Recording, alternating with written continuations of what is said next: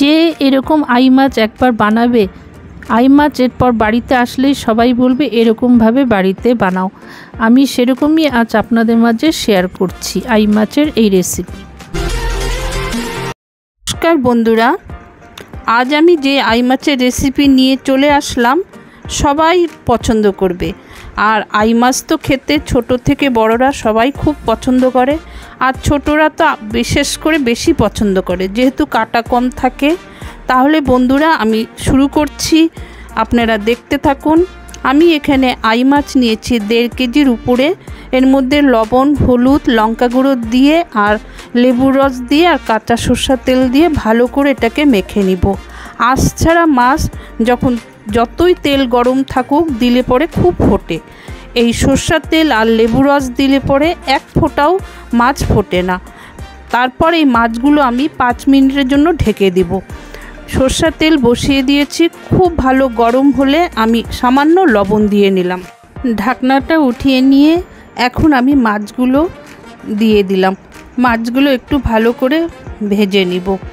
পরপর অনেকগুলো মাছ দিলাম, একটাও মাছ ভাঙবে না কারণ লবণ দিয়েছি। লবণ দিলে পরে মাছগুলো ভাঙে কম। এখন এপিট ওপিট করে আমি মাছগুলো সব ভেজে নিচ্ছি। তারপর ওই তেলের মধ্যে কাঁচা লঙ্কা চিড়ে আর দিলাম গোটা জিরা ফোড়ন। তারপর দিয়ে দিলাম পেঁয়াজ কুচি দিয়ে খুব ভালো করে এটাকে ভেজে নিব। এর মধ্যে আমি দিয়ে দিব সামান্য লবণ, যাতে পেঁয়াজটা তাড়াতাড়ি নরম হয়ে যায় এবং ভাজাটা খুব ভালো মতো হয়ে যায়।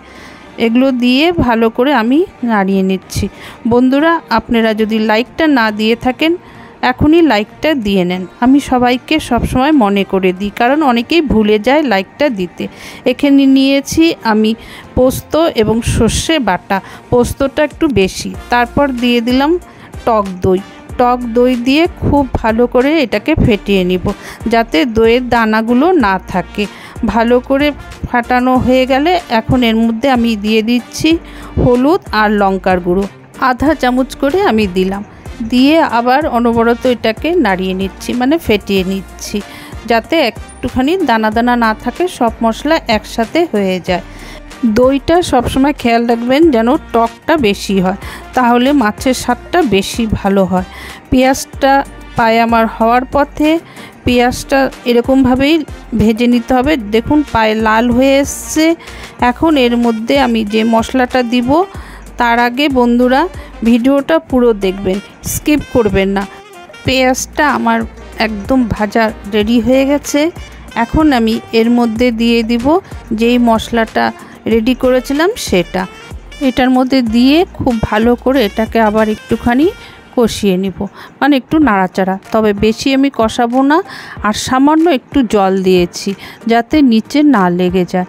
পোস্ত দানা আমি নিয়েছি, এটার মধ্যে 4 চামচ আর 1 চামচ সর্ষে দানা দিয়ে আমি এটাকে কাঁচা লঙ্কা দিয়ে বেটে নিয়েছিলাম।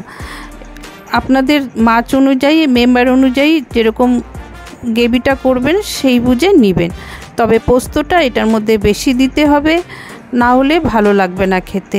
আমার দেখুন তেল প্রায় ছেড়ে গেছে। এখন আমি দিয়ে দিলাম পরিমাণ মতো জলটা দিয়ে একটু ভালো করে নাড়িয়ে নিলাম, যাতে মশলাগুলো একপাশে দানা দানা না থাকে। এখন ঝোলটা ফুটতে দিব। ঝোলটা যখন টকবক করে ফুটবে তারপরেই মাছটা দিব। এটা তো সবাই জানে। আপনারা বন্ধুরা এরকম আই মাছ রেসিপি করেছেন কি, খেয়েছেন কি? যদি না করে থাকেন একবার এরকম করে খেয়ে দেখবেন, খুব ভালো লাগবে। ঝোলটা আমার ফুটে গেছে, আমি এখন পরপর সব মাছগুলো দিয়ে দিব। এই মাছের রেসিপি থাকলে পরে আপনাদের আর কিছু লাগবে না। আমি নিজে করেছি বলছি না, আপনারা বাড়িতে করে দেখুন, তারপর কমেন্ট করবেন যে হ্যাঁ রাখিদি বা রাখি, খুব ভালো লেগেছে এই মাছের ঝোলটা। এখন মাছগুলো দিয়ে আবার খুব ভালো করে নাড়িয়ে নিচ্ছি। তার মধ্যে দিয়ে দিলাম কয়েকটা কাঁচা লঙ্কাগুলো দিয়ে এখন একটুখানি, বেশি আমি নাড়াবো না, একটুখানি ফুটতে দিব। শুধু মাছগুলো এপিট ওপিট করে দিব, যাতে সব মাছের মধ্যে ঝোলগুলো ঢোকে। আর কয়েকটা কাঁচা লঙ্কা দিলাম। গ্যাসটা এখন একদম কমিয়ে দিয়েছি। এখন দিয়ে দিলাম কাঁচা সরষের তেল। এখন কাঁচা সরষের তেল দিয়ে ঢেকে দিব। তবে এখন আমি গ্যাসটা বন্ধ করে দিয়েছি। বন্ধুরা, আপনারা কি ইউটিউব চ্যানেল থেকে এই ভিডিওটা দেখছেন? তাহলে ভিডিওটা দেখে ভালো লাগলে সাবস্ক্রাইব করে বেল বটন অন করে দিবেন। বেল বটন অন করলে নোটিফিকেশন চলে যাবে, আপনারা এসে ভিডিও দেখতে পারেন। আর শেয়ার করতে ভুলবেন না যদি খুব ভালো লাগে। লাইক তো দিয়েছেন, আর যারা ফেসবুক থেকে প্রথমবার ভিডিও দেখেছেন, দেখে ভালো লাগলে আমার পেজটিকে ফলো করবেন, শেয়ার করে দিবেন, সবাইকে দেখার সুযোগ করে দিবেন।